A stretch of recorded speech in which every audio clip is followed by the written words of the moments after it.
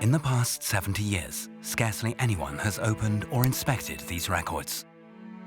Yet what's inside sheds new light on the darkest chapter in German history. 3 bedside lamps, 15 Reichsmarks. A ball lamp, 3 Reichsmarks. 1 white gold coffee set, 75 Reichsmarks. A set of earthenware crockery, 3 Reichsmarks. 1 Philips radio, 250 Reichsmarks. In Leipzig, the auctioneer Hans Clem makes scrupulous lists of every item of Jewish property sold between 1933 and 1945. Even the smallest articles are documented in meticulous detail. 1 violin, 1 set of sheet music, 1 chess set, 1 box of paints, 1 small handbag. Each item has its price. The proceeds from a single auction, the contents of one household, often stretch into thousands of Reichsmarks. For example, grand total 11,933 Reichsmarks. Clem keeps 10% of the profits. The rest flows into government coffers.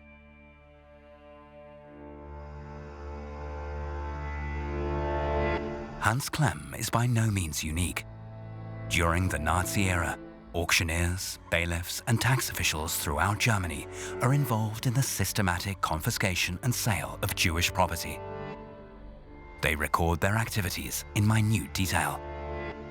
Here in Berlin, at the Federal Office for Unresolved Property Issues, several 100,000 files can still be inspected.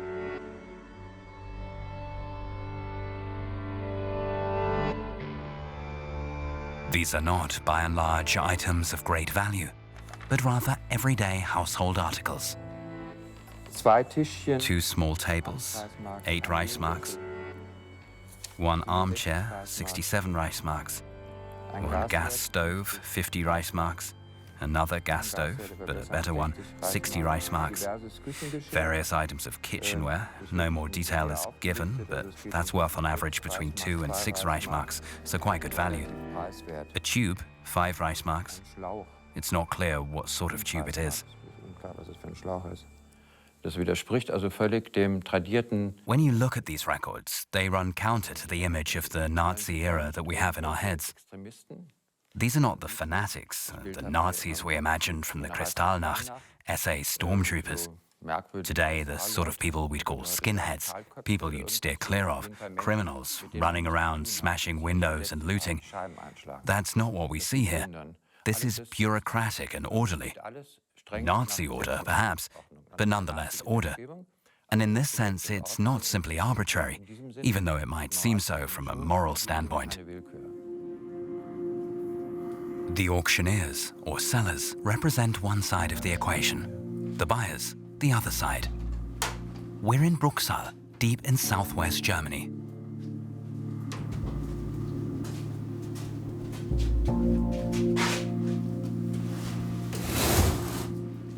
This is the sideboard I was telling you about. How long has it been here? Difficult to say. I've been thinking about that too. It used to be upstairs in the living room in the 1960s. And then at some point my mother bought a new sideboard and this one ended up down here in the cellar. And it's been here ever since. I'd guess around 40, 50 years. It became a kind of story passed down through our family, that this sideboard was bought at a Jewish auction. I don't think my mother ever thought about it more deeply than that. She never said, "Oh, it was terrible back then," or "it should never happen again," or anything like that. I never heard her say that, as far as I can remember. But there again, it's more than 40 or 50 years ago. 40 Jahre her, ne? 50 Jahre. Mehr als 50 Jahre ist das her. Ne? I was looking through some old photos recently. I wanted to see if I could find any pictures of this sideboard. I didn't find anything, to be honest. But I did find a photo of my sister and me in front of a Christmas tree. We were holding our toys, smiling. And I seem to remember somehow that the sideboard was there next to us, over to the left, against the wall.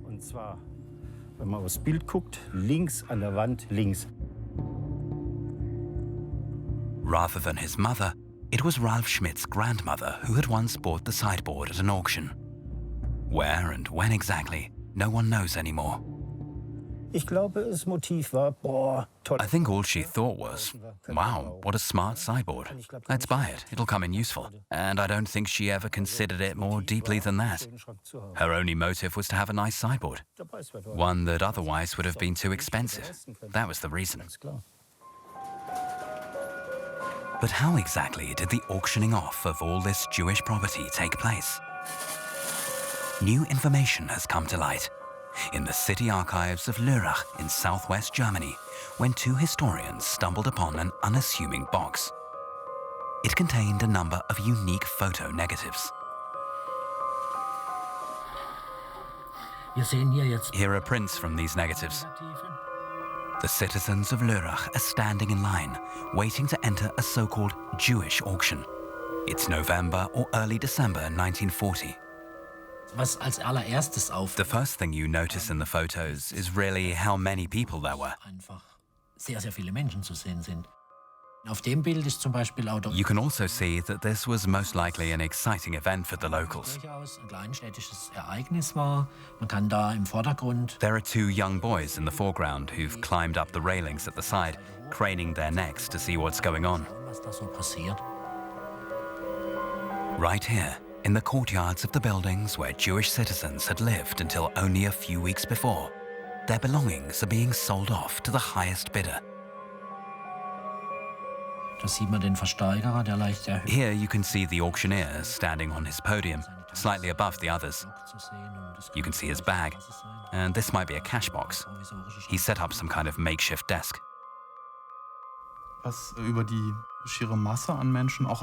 What you gather from looking at this photo, apart from the sheer number of people, is the jolly atmosphere. In some pictures, people seem to be looking directly at the photographer. He must have drawn attention to himself somehow. Maybe he called out. And we see all these people just looking cheerfully into the camera.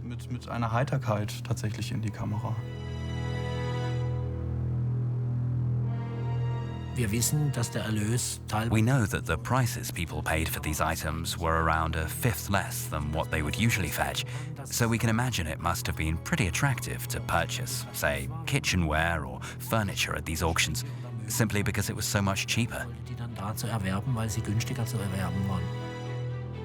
A golden opportunity for canny buyers.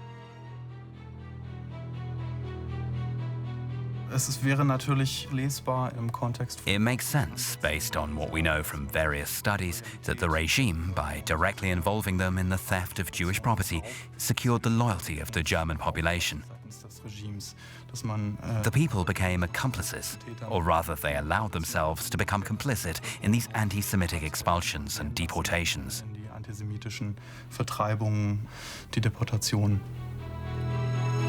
Anyone can profit from the sudden disappearance of their neighbors. And anyone who buys the loot becomes an accessory to the crime.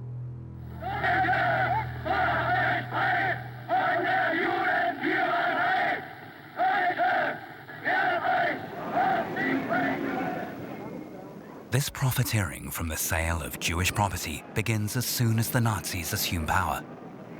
Many Jews resolve to leave the country immediately. At the time, Hans Clem's auction house in Leipzig is still a modest business earning its money from household clearances or the sale of confiscated property. This is the only known photograph of his shop, located in the Große Fleischergasse. Over to the right, we can see the Ha of Hans Clem. There are no surviving photographs of Clem himself, only the written records from his auction business. We don't know much about what kind of person he was. He was a salesman. He kept all of his accounts properly. These books are all we have to go on. Clem is entitled to 10% of the auction proceeds as commission. Between 1933 and 1936, he earns an average of 10,000 Reichsmarks per year. As the persecution of the Jews picks up, so do his profits. By 1938, when the Jewish exodus reaches its peak, his income has more than tripled. Clem advertises the auctions in the local press. The explanation is always the same: emigration.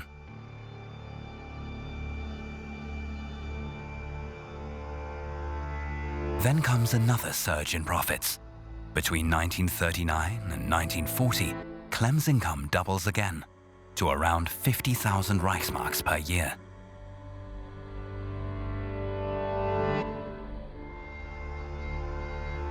The reason for this sudden bonanza is a new law passed by the Nazi authorities in May 1939.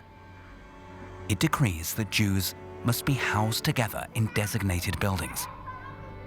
Large German cities in particular waste no time in implementing the new legislation. In Leipzig alone, 47 of these so-called Jewish houses are established. Der angeordnete Umzug in ein Judenhaus. What the compulsory relocation to a Jewish house meant was that those affected were forced to significantly downsize. Verkleinern mussten. Whatever they couldn't cram into their designated room or room and a half in the Jewish house had, by law, to be auctioned off. Das mussten sie versteigern lassen, auf Zwang. The official reason given for the auctions is the innocent-sounding term reduction in living space. Surplus of personal property is another expression used. To all appearances, it is the Jews themselves who initiate the auctions, but they receive none of the proceeds. Clem pays the money onto a secure bank account, accessible only to the state, which then appropriates the funds. At the time, Clem is one of only 2 state-certified auctioneers operating in Leipzig. Hans Clem thought like a businessman. He decided to take part in this large-scale expropriation of private property, to make money from it. Massenenteignung teilzunehmen, zu profitieren. He decided to become a cog in the machine. Ein Rädchen im Getriebe zu sein. He has long been a member of the Nazi Party, and being on good terms with the right people can only benefit his business. The first deportations of Jews from German territory begin in October 1940 in the southwest of the country, in Baden and the Saar-Palatinate. For the Nazi regime, these deportations are a test designed to see how Germans will respond to this sudden disappearance of their neighbors. Bruchsal Free of Jews is the title of a film presumably commissioned by the city fathers. Trucks are waiting, ready to transport the Jewish citizens of Bruchsal to a concentration camp in the south of France. Edmund Geckler has identified his childhood friend in the film footage, Leo Rosenberg, a boy from the neighborhood. Yes, he was the only boy.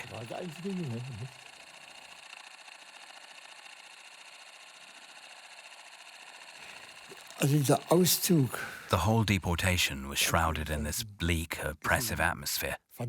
The people, all Jews, were walking in an orderly fashion, quietly, some of them carrying suitcases or rucksacks or cardboard boxes in their hands. They were obedient and patient. Everything takes place in public. Many locals just stand and watch.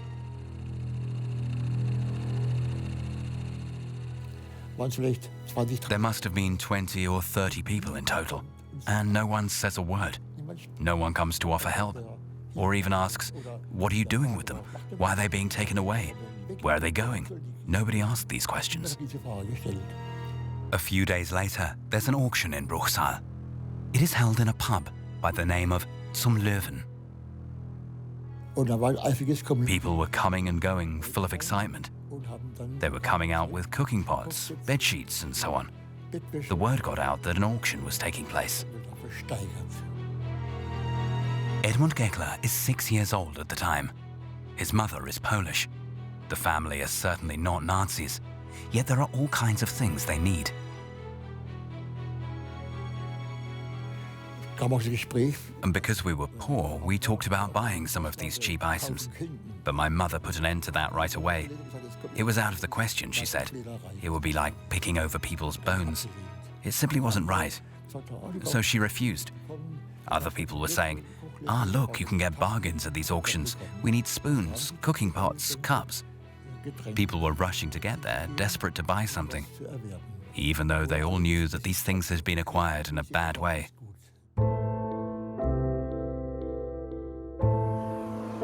There are few, if any, public protests against the initial deportations, which are now taking place across the country.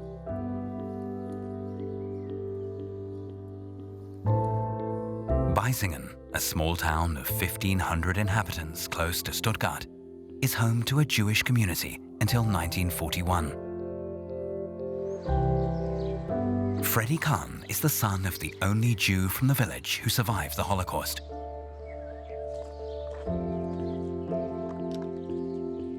He's looking for clues to explain the past. But this is the house your father lived in? Yes, we lived here. Everything happened here in this building. And the auctions took place in front of the house, right here in the Jewish quarter. It was a convenient place for them, I suppose. Freddy Kahn's father was a cattle trader in Beisingen, but he was no longer allowed to work.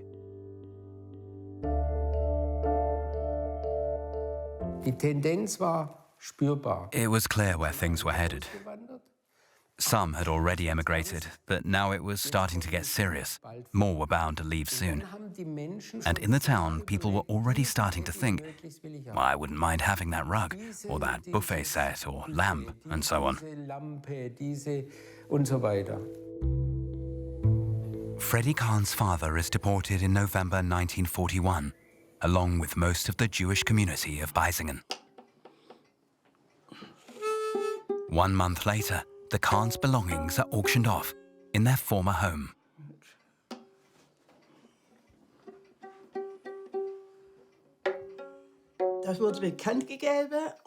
It was announced that an auction would be held at a certain time on a certain date. So people came and waited in front of the house. And the different items, from the violin to various bits of clothing, were held out of the windows. And people started bidding for them. They can't have paid much for them, as no one had much money.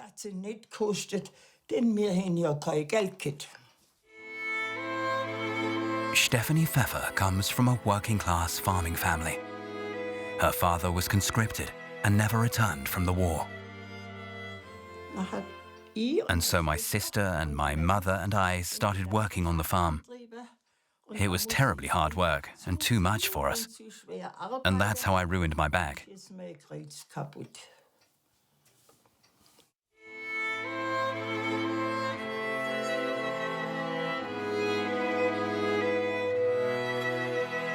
Her mother buys the violin at an auction and gives it to Stephanie.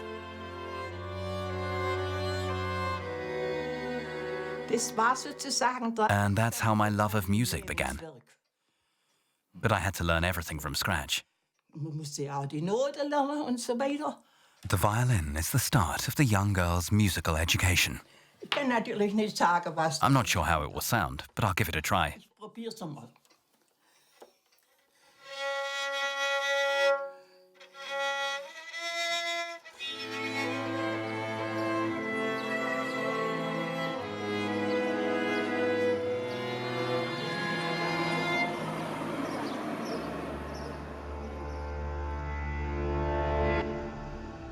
The deportation of the Jews from Leipzig begins in January 1942.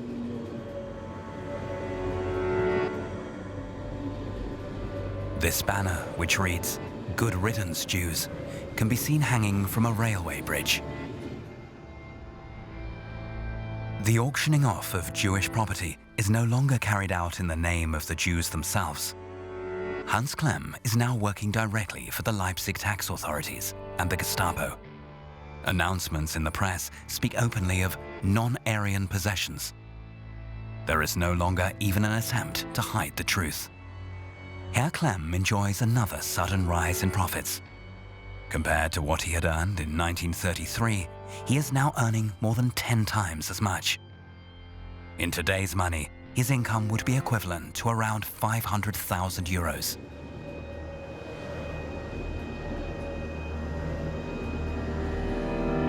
Instead of selling the contents of each household separately, as he has done before, Hans Clem now holds bulk auctions. The first transport, carrying 559 people, leaves Leipzig on the 21st of January 1942. Just 3 weeks later, their possessions are sold at auction. On the 10th of May, 287 people, many of them parents with their children, are sent from Leipzig to the extermination camps. They must leave everything, even their suitcases, behind. Die Koffer. The suitcases and bags were loaded, supposedly, onto another carriage, and the deportees were told that it would be sent on to them. Den Deportierten wurde vorgegaukelt, dass ihr Gepäck nachgesendet wurde. But everything stayed behind in Leipzig. Gepäck in Leipzig verblieben. Just one day after the deportations, the tax officers instruct Hans Clem to collect and store the luggage. On 3 consecutive days, the items are to be sorted, valued, and sold. They include 118 suitcases, a lady's handbag, and a rucksack.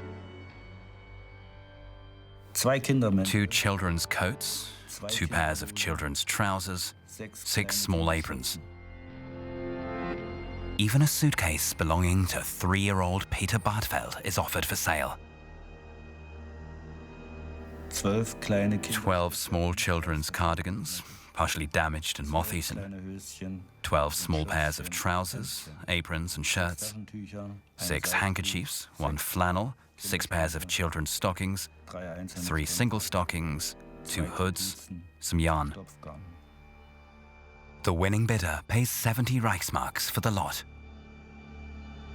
Was hier A mother of a small child had carefully packed all these items for their journey into the unknown, and they were bought up by a needy fellow citizen, possibly to be sold on. We don't know for sure. ersteigert. Hans Clem's auctions always take place a few days after the item's owners have been deported. On the 13th of July 1942, 170 more people disappear. Their belongings are sold on the 27th of July.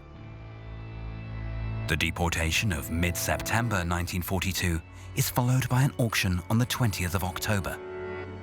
The belongings of those sent to their deaths in February 1943 are sold to the public on the 14th and 15th of March. And so it continues.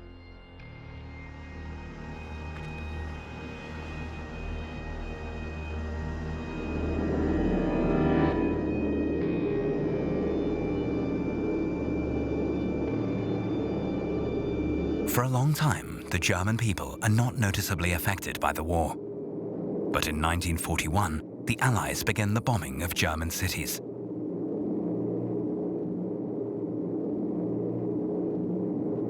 The sheer scale of the destruction means that many Germans find themselves in dire need of furniture and household items.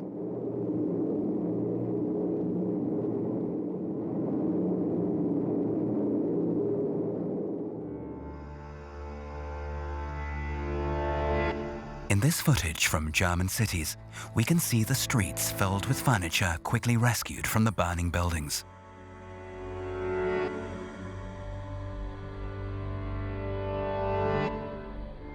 Yet most of it is now unusable.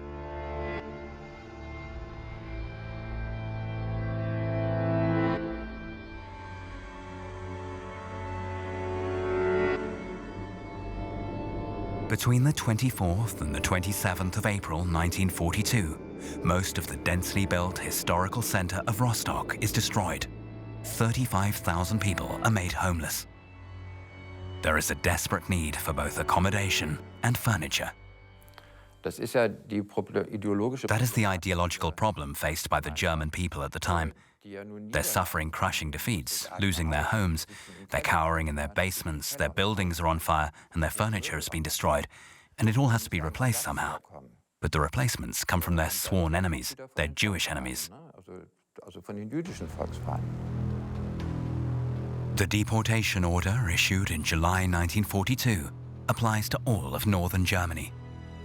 In Parchim, 3 Jewish men, women and children received the expulsion order. In Stavenhagen, 8 people are notified, along with a woman from Ribnitz. Across the state of Mecklenburg, more than 90 Jews are to be deported on a single train.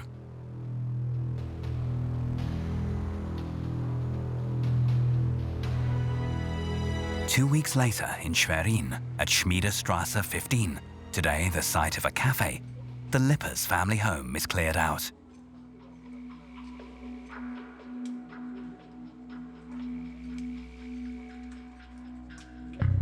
The timber merchants hired to clear the apartment submit an invoice for 2 men, 8 hours work each.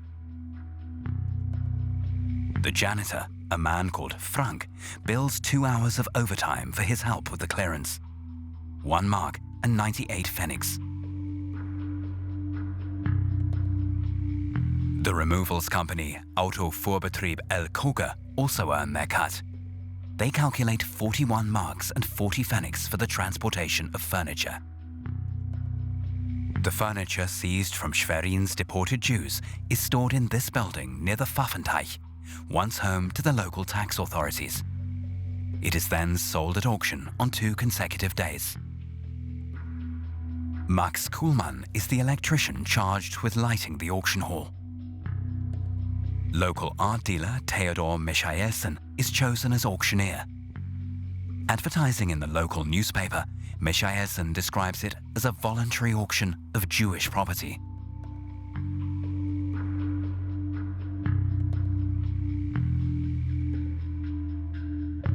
The Lippers' belongings alone generate 1,701 marks and 20 pfennigs. The sum is transferred to the National Treasury.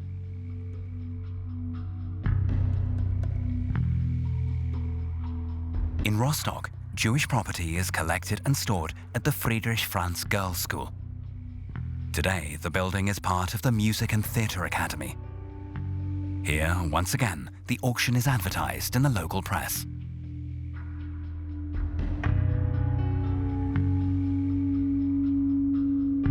The youngest deportee is a 4-year-old girl, Ossi Steinfeld. Her possessions are also sold at auction. Whether it was her toys or her clothes is not exactly clear.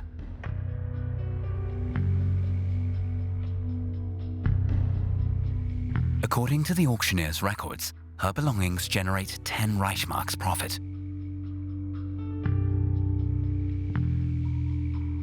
The auctioneer pockets 50 pfennigs as commission. Items belonging to Paula Moses from Ribnitz are sold for 732 Reichsmarks and 39 pfennigs.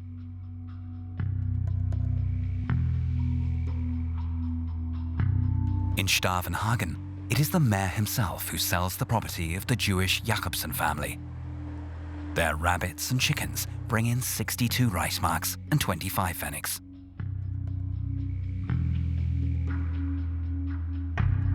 In Parchim, the auction is held in the so-called Jewish house at Buchholzallee 7.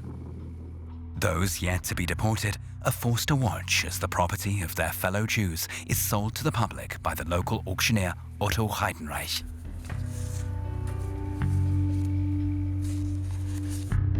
Not only in Mecklenburg, but right across Germany, victims of the bombing have first priority at the auctions. With these tokens, people who'd suffered in the air raids could go to the auctions and buy what they needed.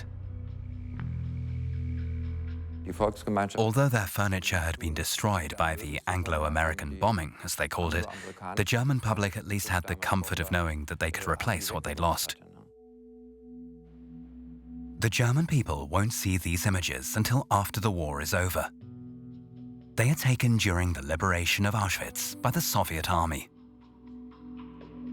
In the early months at Auschwitz, Jewish prisoners are gassed fully clothed. The survivors are instructed to undress the corpses very carefully. Their garments are required back home. The deportations were governed by a sense that everything had to be thoroughly utilized. Ideologie der restlosen Verwertung.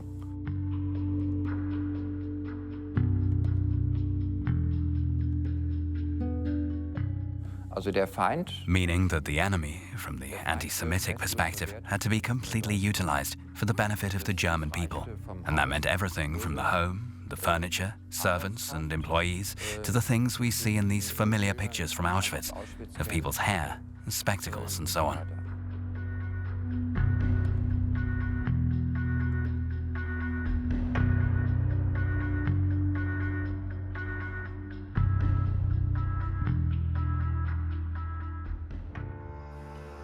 The furniture looted from German Jews is no longer sufficient to meet the needs of the bombing victims. Spring 1942 marks the start of the so-called Möbelaktion, or furniture campaign. It involves German officials going from house to house in Western European cities such as Paris and Amsterdam, looking for the empty homes of Jews who have fled or been deported. In total, they clear out the contents of 69,512 apartments. These blurry images shot by an amateur filmmaker seem to be the only record of what took place.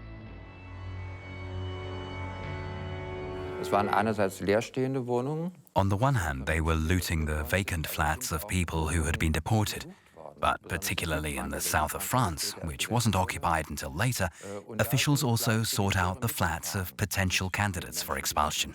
Removals companies would drive around with the German officials and identify people who hadn't yet been deported in order to seize their furniture. So seizing the furniture became the reason for the deportation, or the reason to hunt out Jews. The confiscation and sale of Jewish property is now coordinated by a special task force within the Nazi Party. Operations are run from this building in the Avenue d'Iéna in the center of Paris, the Dienststelle Westen.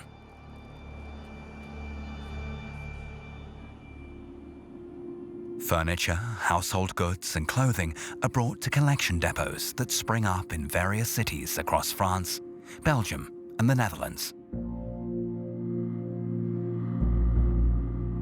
These photographs were taken by an employee of the Dienststelle Westen. Jewish detainees are being made to sort the items that come in and mend damaged clothes.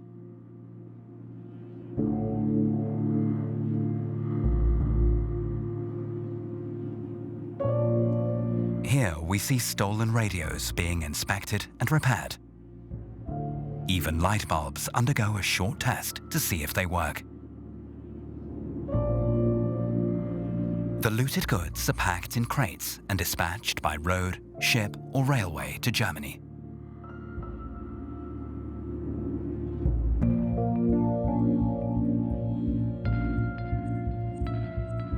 Between spring 1942 and summer 1944, 674 trains with 26,984 wagons are filled with confiscated Jewish property. A further 600 shiploads are also sent.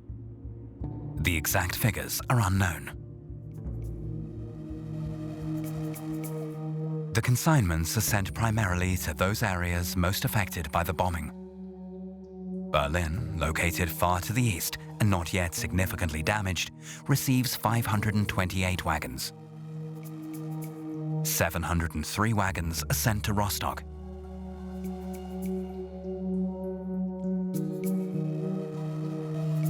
Hamburg, huge parts of which lie in ruins, receives 2,699. Over 3,000 wagon loads go to Delmenhorst. The town of barely 60,000 inhabitants has seen relatively little bomb damage. From here, the illegally seized furniture will be sent on to other towns and cities in need. Yet many of the transport routes have been destroyed. The challenge is overwhelming.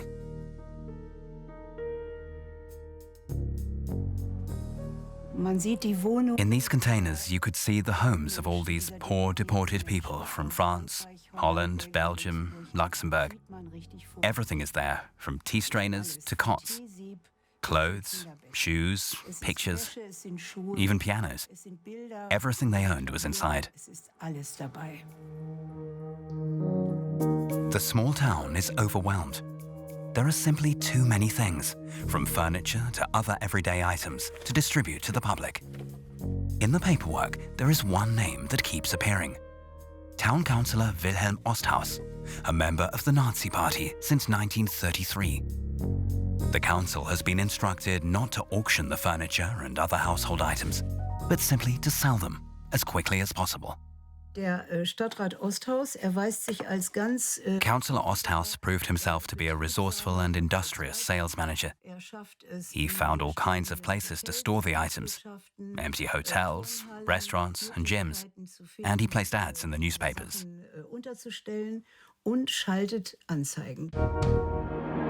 Sometimes in a gym, sometimes in a restaurant, and sometimes in the workshop of local plumber Adolf Brinkmann. Showrooms for the confiscated goods appear all over the town. The ads are very specific, listing exactly what's on sale. Wilhelm Osthaus even offers suggestions as to how the items might be used. These are suitable for furnishing a cellar used as an air raid shelter, or with these things one could build a rabbit hutch. In one single newspaper, the Delmenhorster Kreisblatt, over 50 ads appear in the space of a year and a half. There are so many items that the restriction on selling goods only to those affected by the bombing is soon lifted. Now anyone may buy them. The newspapers in neighboring towns give a similar impression. In Oldenburg, too, countless sales are reported. It all ended up in the living rooms and cupboards and kitchens and households of German citizens.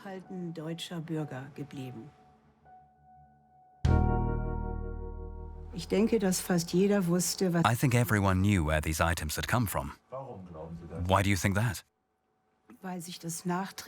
Because after the war, when the military government called on the population to register the items they had bought, or demanded they do so, it was clearly referred to as Jewish furniture.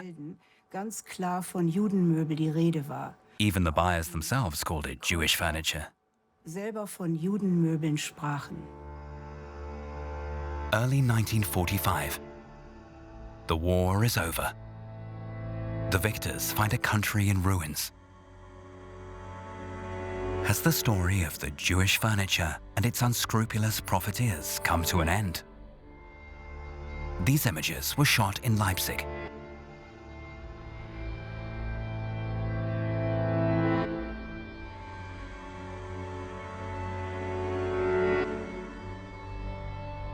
A glance at the figures points to an interesting development.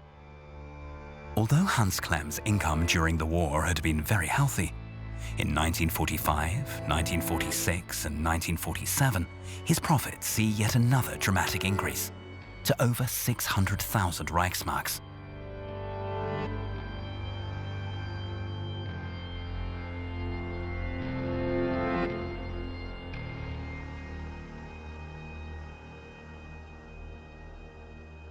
Nachkriegszeiten sind immer gute Zeiten für Versteigerung. The aftermath of war is always a good time for auctioneers, Menschen ruiniert sind, because a lot of people are destitute and they try to sell their possessions so as not to starve.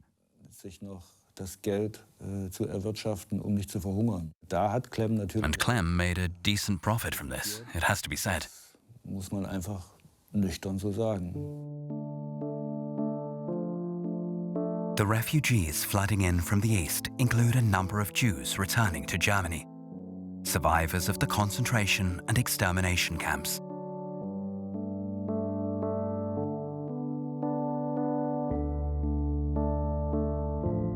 Among them is Freddie Kahn's father.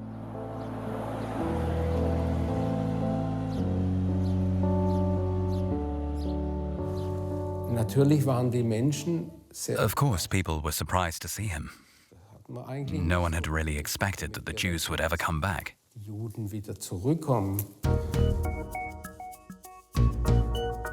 Harry Kahn does more than just come back. He rebuilds his cattle business and starts a family. Young Freddie is born in 1947.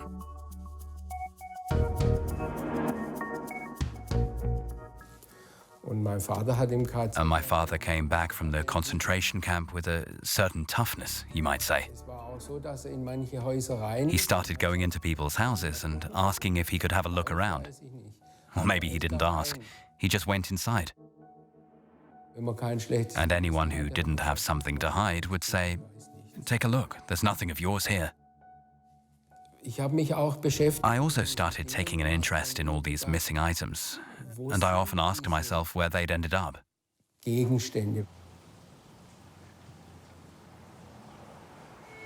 items still exist. In fact, they're being used. After the war, the pastor called the musicians together. We were 2 violinists, 2 mandolin players, 2 guitarists, and a pianist.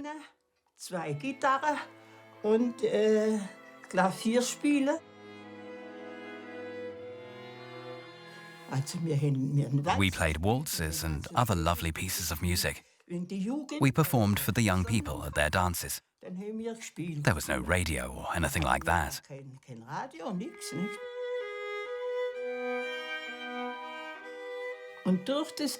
And through playing violin, I became interested in playing the organ.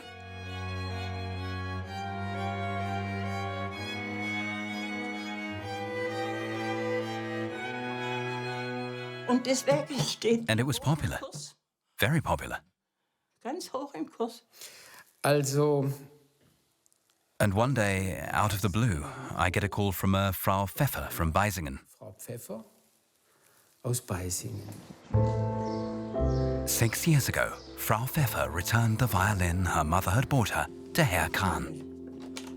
If it was in tune, I could play you something. But why didn't you decide to keep the violin? Oh, because they told me I'm 80 years old now, and when I'm gone, they'll throw all these things out. And this violin should never be thrown out. No, I wanted to make sure it ended up somewhere. So I called Herr Kahn, and he came to collect it. Now it's back where it belongs.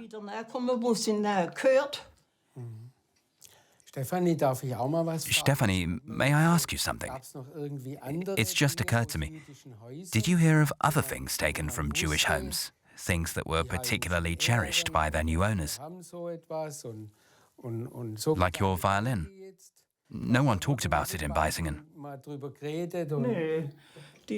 No, the woman from the party held the things out of the window and people could bid for them.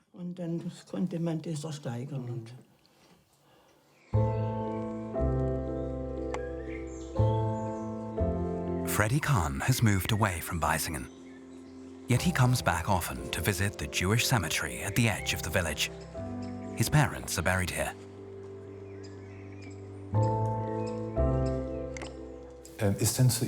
Didn't anyone ever come to your father over the years and say, "Look, here's something I bought at an auction"? No, not that I can think of. Yet returning an item is not always a simple matter. For years, Rolf Schmidt has been trying to find the original owner of his sideboard. On the back is a label that he thinks might provide a clue. So, let's have a look. It's a bit wonky, I think. Okay. Can you see? It's okay, it's okay. Okay. Can you read what it says? No, not really.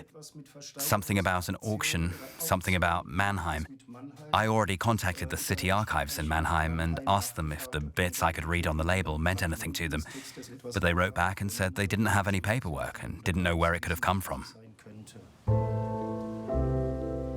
Rolf Schmidt's grandparents came from Hemsbach, around 60 kilometers north of Bruchsal. This is the sole remaining line of inquiry.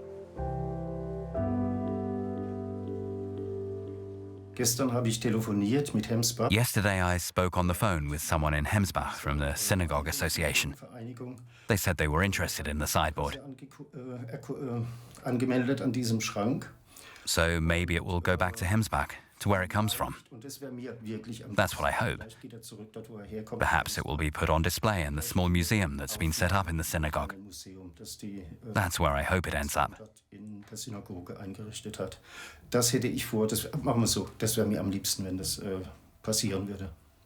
To remind people of everything that happened. Exactly. And for the sideboard to find its way home. I think that's important. In June 1948, fate catches up with Hans Clem. He is arrested, charged, and put on trial at Leipzig District Court.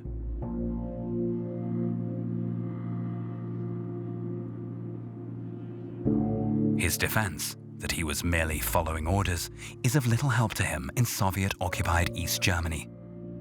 His Nazi Party membership and his profiteering from Nazi crimes speak for themselves. On the 28th of March 1949, he is sentenced to 2.5 years in prison and receives a 10-year ban from working as an auctioneer.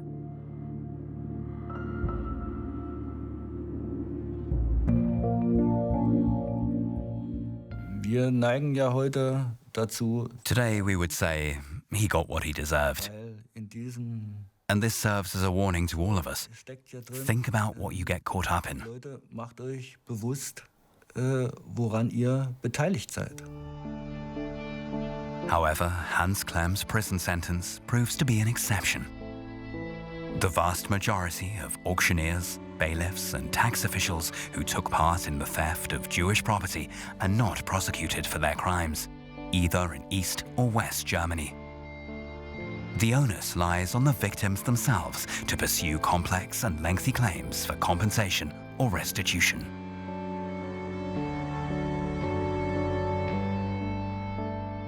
The problem with these restitution claims was that the burden of proof lay with the victims.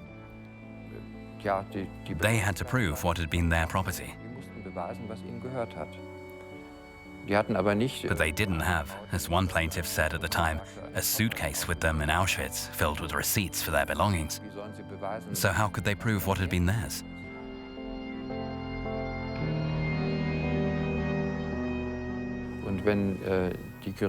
And if a claim ever did make it to court, there were witnesses. And these witnesses were oftentimes the bailiffs or tax officials themselves. They didn't testify as defendants, but rather as witnesses. And usually they claimed that the associated paperwork had been destroyed in the war. Well, I've got the paperwork right in front of me. It shows quite clearly the lists that these people made of all the items that were auctioned off. So in claiming the evidence had been destroyed, they were quite simply lying. Nor were those who purchased the items, whose names were often part of the detailed written records, ever called to account. And barely any of them willingly returned the items to their rightful owners. Wir müssen von dem Szenario aus It's safe to assume that many of our parents and grandparents still have certain items in their possession, and that these items were acquired illegally during the persecution of the Jews. bei der Verfolgung der Juden, diesen abgepresst worden sind.